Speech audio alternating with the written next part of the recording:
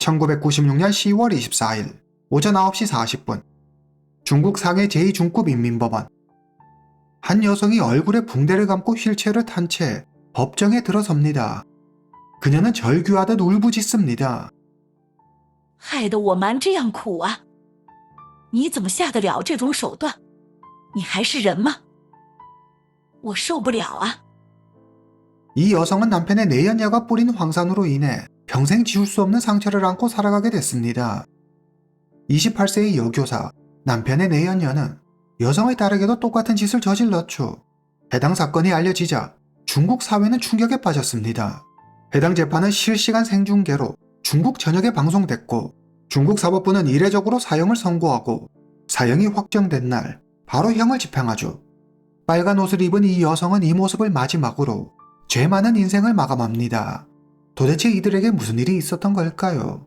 오늘 이야기 시작합니다. 1996년 9월 11일 상해 양푸구에서 충격적인 사건이 발생합니다. 초등학교 교사 양위샤가 한 여성과 그녀의 딸에게 황산을 뿌리는 일이 일어나죠. 당시 딸의 나이는 겨우 9살이었습니다. 1996년 10월 24일 오전 9시 40분 상해 제2중급 인민법원. 이 엄청난 사건의 범인 양위샤가 처음으로 세상에 그 모습을 드러냅니다. 뒤이어 피해 여성이 법정에 나타나죠. 피해 여성은 평생 고통 속에서 살아갈 어린 딸을 생각하며 비통한 마음을 토해냅니다. 사건의 참상이 드러나고 법정에 있는 사람들은 가해자 양위샤의 잔혹한 범행에 경악을 금치 못합니다. 그들은 양위샤에게 욕설을 퍼부으며 분노하죠.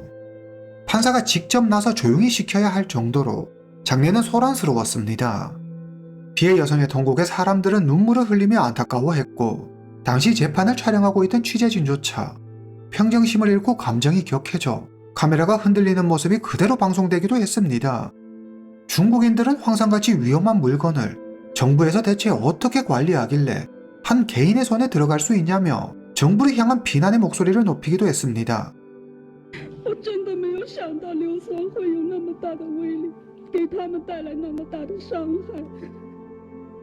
我实在太对不起两位受伤的无辜的，尤其是徐丽君小朋友，在他面前，이렇게 될 줄 몰랐다는 지켜보는 사람이 더 당황스러운 무책임한 말들을 늘어놓으며 양위샤는 뒤늦은 눈물로 자신의 범행을 변명합니다. 3살 배기 딸의 엄마이자 28살의 초등학교 교사는 악귀에 홀린 듯 인간의 도를 넘은 잔혹한 범죄를 저지름으로 모든 걸 잃게 되죠. 이 모든 것의 시작은 잘못된 만남에서 시작됐습니다. 양위샤, 당시 나이 28세, 1968년 9월 10일 그녀는 상해의 한 평범한 가정에서 태어났습니다. 양위샤의 부모는 평범한 회사원이었습니다. 그들은 비록 많이 배우지는 못했지만 교육이 얼마나 중요한지 그 중요성에 대해 잘 알고 있었습니다. 성공하려면 공부만이 답이야. 그들은 딸 양위샤가 공부에만 매진할 수 있도록 적극적으로 지원했죠. 양위샤는 그런 부모의 기대를 저버리지 않고 열심히 공부해 지역에 있는 사범대학교에 들어갑니다. 대학을 졸업한 양위샤는 집에서 가까운 상해 카이루 제1초등학교의 교사가 되죠. 양위샤는 좋은 선생님이 되기 위해 최선을 다합니다. 그런데 그 최선이 지나쳐 일에만 너무 몰두한 나머지 주위는 돌보지 않으면서 자연스레 친구들과도 관계가 소원해집니다.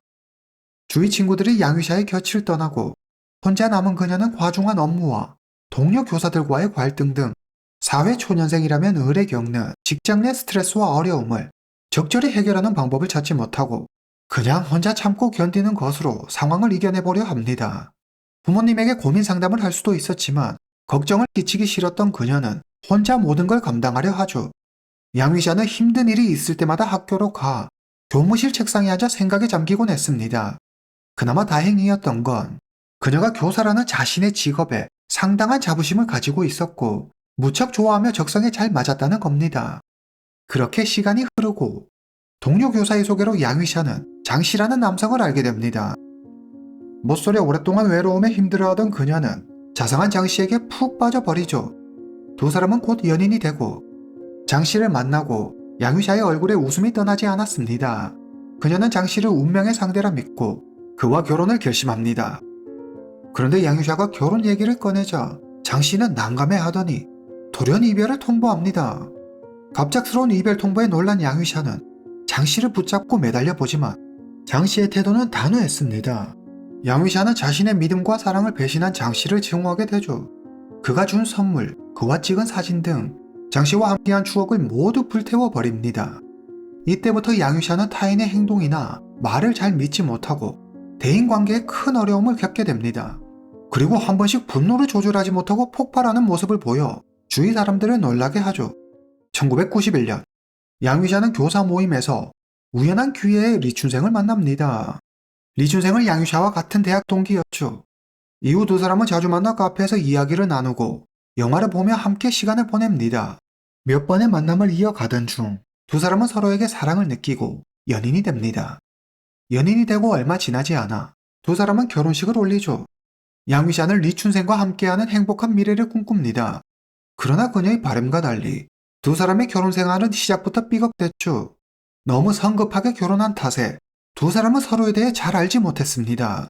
조용하고 집에 있는 걸 좋아하는 양유샤와 달리 남편 리춘생은 밖에 나가 사람들과 어울리는 걸 좋아했습니다. 서로 바라는 이상적인 삶이 너무나 달랐던 두 사람은 사소한 일로도 자주 다퉜죠. 딸이 태어나고 둘의 갈등은 극에 달합니다.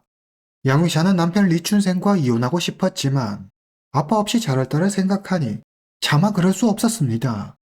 그녀가 이러지도 저러지도 못하는 사이 그녀에게 한 남성이 다가옵니다. 1996년 1월 양유샤는 이웃에 사는 시워추를 만납니다.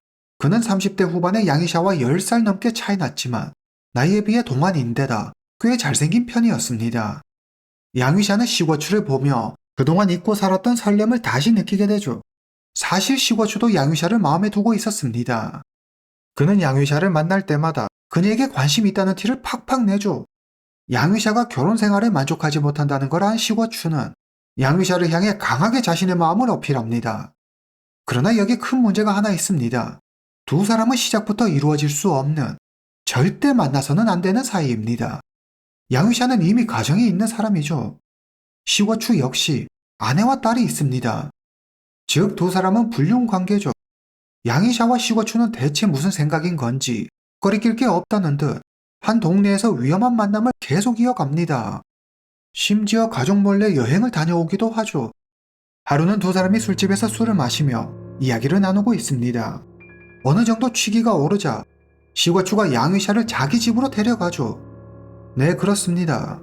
아내와 아이가 함께 살고 있는 그 집 말입니다. 양유샤는 시워추의 제안을 거절하지 않고 그를 따라가죠. 시워추의 아내 구샤핑은 친정엄마가 편치 않으셔 딸 쉬리진을 데리고 잠시 처가에 갔습니다.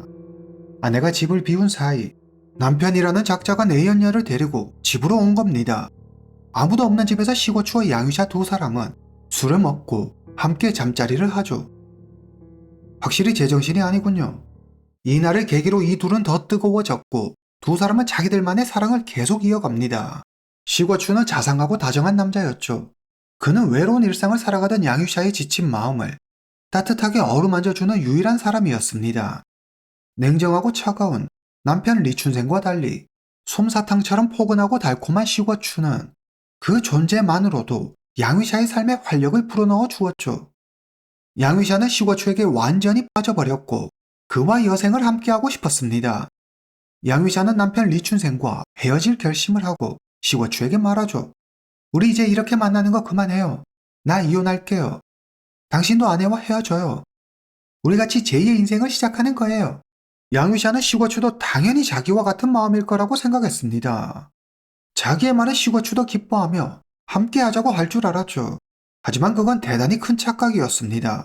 시워추의 얼굴이 굳어지더니 조금의 머뭇거림도 없이 그는 단박에 그녀의 제안을 거절합니다. 시워추는 바람은 그저 바람일 뿐 그는 아내 구샤핑을 사랑했습니다. 게다가 딸도 있는데 다른 여자와 재혼이라니 한 번도 생각해 본 적 없는 일이었죠. 양유샤는 시워추를 만나는 내내 남편과 전 남자친구를 비난하고 헐뜯었습니다. 그런 양유샤를 보며 시워추는 양유샤를 믿지 못할 사람이라고 여겼고 그저 스쳐 지나가는 육체적인 관계로만 생각하고 적당한 어느 시점이 되면 관계를 끝낼 속셈이었죠. 그런데 뜬금없이 이혼해 재혼이라니 시고추가 황당하다는 듯 말합니다. 에이, 무슨 소리야. 우린 그냥 여기까지야. 난 당신하고 결혼할 생각이 없어. 이제 그만 만나자. 양위샤는 그제야 시고추가 자기를 사랑하지 않았음을, 잠깐의 쾌락을 위해 자신과 만나왔음을 깨닫습니다. 양위샤는 지금까지 살면서 자기를 진정으로 사랑해준 이가 아무도 없었다는 사실에 스스로가 한없이 초라해졌습니다. 8월 8일, 시고추는 양위샤에게 정식으로 이별을 통보하죠. 그리고 위자료 명목으로 5,000위안을 줍니다. 시고추가 내민 돈을 본 양위샤는 비참함에 몸을 떱니다. 그리고 시고추에게 크게 화를 내며 그의 아내에게 모든 걸 말하겠다고 협박하죠. 이날 이후부터 양위샤는 시고추의 주변을 맴돌며 다시 자신과 만날 것을 강요합니다. 이런저런 방법을 다 써보지만 시고추가 자기 뜻대로 움직이지 않자 양위샤는 매일같이 시고추에게 전화에 협박하고, 시고추가 전화를 받지 않으면 직접 그를 찾아갔습니다. 양위샤와 시고추의 갈등은 날이 갈수록 심각해지고, 그 정도가 얼마나 심각했는지 주민신고로 두 사람이 파출소에 끌려간 적도 있었죠. 1996년 9월 5일, 양위샤는 시고추의 집을 찾아갑니다. 그녀는 집 창문을 깨고 시고추의 아내 꾸샤핑을 부릅니다. 꾸샤핑! 야, 너 나와! 할 말 있어! 그러나 여기서 양위샤가 몰랐던 사실이 있습니다. 시고추가 이미 선수처 아내 꾸샤핑에게 불륜을 고백하고 용서받은 상태였죠. 꾸샤핑은 양위샤에게 따져 묻고 싶은 말들이 참 많았지만 양위샤의 광기 어린 눈빛과 뻔뻔한 태도를 보니 상대할 가치조차 없다고 생각해 무시해버립니다. 아내 꾸샤핑에게서 양위샤가 집으로 찾아와 행패를 부렸다는 이야기를 들은 시고추는 양위샤가 근무하는 학교에 전화해 교장에게 과거 양위샤와 부적절한 관계였다는 사실을 털어놓으며 양위샤를 말려달라고 부탁하죠. 그러나 이런 그의 행동은 양위샤의 화를 더 돋을 뿐이었죠. 가정이 있는 양위샤가 유부남과 부정한 짓을 저질렀다는 소문이 학교에 쫙 퍼지고 그들은 양위샤를 질책하고 피했습니다. 자신의 전부였고 자부심이었던 학교에서 철저히 혼자가 되어버린 양위샤는 엄청난 배신감을 느끼고 깊은 분노와 복수심에 사로잡히죠. 양위샤는 결국 이성의 끈을 놓아버리고 절대 해서는 안 되는 선택을 하는 우를 범하게 됩니다. 바로 시고추가 가장 소중히 여기는 것을 망가뜨리기로 하죠. 1996년 9월 9일, 양위샤는 화장실이 막혀 뚫어야 한다며 학부모 마씨에게 농도 95%가 넘는 500ml 황산 한 병을 삽니다. 마씨는 처음에는 위험하다며 양위샤를 말렸지만 선생님의 부탁이니 학부모로서 어떻게 더 이상 말릴 방도가 없었습니다. 마씨는 선생님인 양위샤를 믿고 황산을 주죠. 집에 온 양위샤는 황산을 병 2개에 나눠 담습니다. 다음날 9월 10일, 오늘은 양위샤의 생일입니다. 그녀는 반 학생들로부터 받은 생일 축하 편지를 가지고 집으로 돌아옵니다. 그녀는 남편 리춘생과 딸이 보는 앞에서 학생들이 준 편지를 읽죠.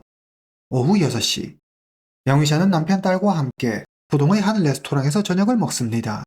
생일이라 그런지 오늘따라 남편 리춘생이 유난히 양위샤를 살갑게 챙기고 부드럽게 대하죠. 그러나 밥 먹는 내내 양위샤의 머릿속은 온통 어떻게 하면 자기가 겪은 이 치욕을 대갚아줄 수 있을지, 어떻게 하면 그들에게 가장 고통스러운 아픔을 줄 수 있을지 하는 생각들 뿐이었죠. 집에 돌아온 양위샤는 남편 리춘생에게 유서를 남깁니다. 난 날 갖고는 그 사람에게 복수할 거예요. 지금 와서 다 소용없는 말이지만 당신과 관계 개선을 위해 노력하지 않은 게 너무 후회돼요. 아이는 재판에 데려오지 말아줘요. 난 이미 결정했어요. 미안해요. 9월 11일 오전, 양위샤는 아침 일찍 양푸구 인식로로 갑니다. 그곳엔 시고추의 딸 쉬리진이 다니는 초등학교가 있죠. 양위샤는 쉬리진의 부모가 딸 쉬리진을 데려오라고 했다며 학교 선생님을 속이고 쉬리진을 데리고 학교를 나옵니다. 인적이 드문 외진 공사장으로 쉬리진을 데려간 양위샤는 비정한 목소리로 중얼거립니다. 아줌마가 머리 감겨줄게. 양위샤는 뒤에서 쉬리진의 머리카락을 잡아당기더니 쉬리진의 얼굴에 황산을 뿌립니다. 쉬리진은 엄청난 고통에 그대로 그 자리에 주저앉아 버립니다.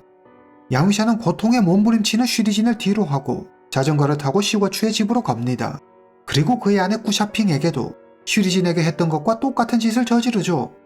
양위샤는 재빠르게 시고추의 집을 빠져나오지만 범행 과정에서 두 손에 화상을 입어 인근 병원으로 가 치료를 받습니다. 오후 3시, 두 손에 붕대를 칭칭 감은 양유샤가 가족과 함께 경찰서를 찾아와 자수합니다. 쉬리지는 근처를 지나던 행인에게 발견돼 병원으로 옮겨졌지만 전신에 2, 3도 화상을 입고 양쪽 눈을 크게 다쳤습니다. 꾸샤핑은 얼굴이 녹아내렸고 양팔과 등, 무릎 등에 심한 화상을 입었죠. 사건 발생 후 시거추는 병원에 있는 아내와 딸을 보고 자신의 지난날을 후회하며 통원의 눈물을 펑펑 쏟았습니다. 1996년 10월 24일 상해 제2중구민민법원에서 재판이 열립니다. 재판이 시작되자 양위샤가 사람들 앞에 모습을 드러냅니다. 그리 크지 않은 키의 그녀는 얼룩무늬 셔츠를 입고 검은색 불태안경을 쓰고 있었습니다.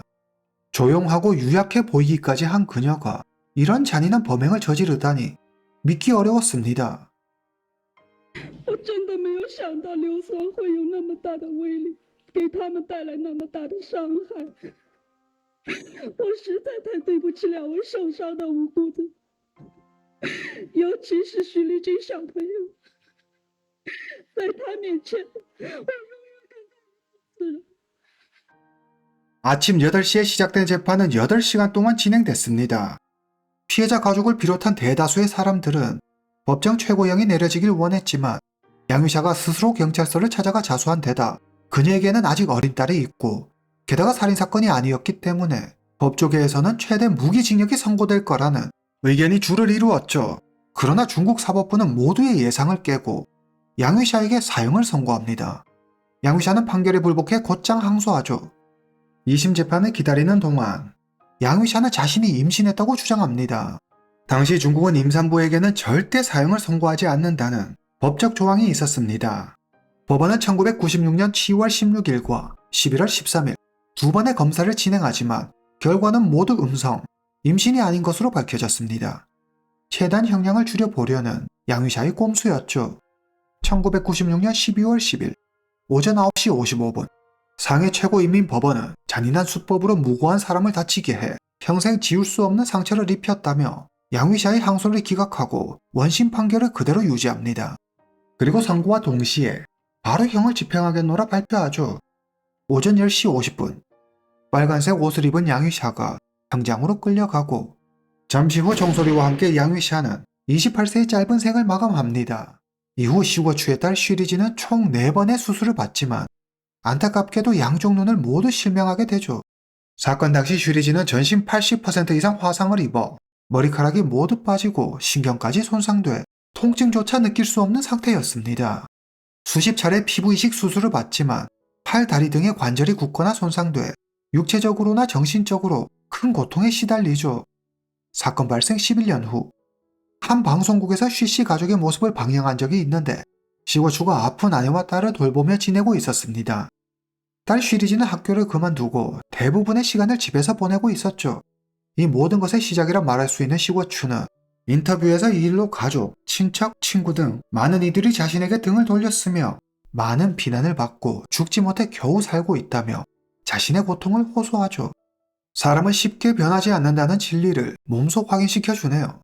시거추의 어머니는 손녀 쉬리진을 보살피다 충격을 견디지 못하고 사건 발생 40일째 되는 날 53세의 나이로 세상을 떠나고 맙니다. 마지막으로 양위샤의 딸은 어떻게 됐을까요? 한 네티즌에 따르면 중학교 시절 심한 따돌림을 당했던 그녀는 졸업 후 동기들이 모인 단톡방에 갑자기 나타나 따돌림을 주도한 친구에게 복수하겠다는 말을 남기고 호련히 사라졌다고 하죠. 두 사람의 불장난 같은 분류는 죄 없는 다른 이들을 고통 속으로 밀어넣으며 비극으로 끝이 났습니다.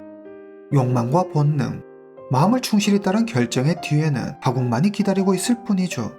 오늘 이야기는 여기까지입니다. 다음 시간에 뵙겠습니다.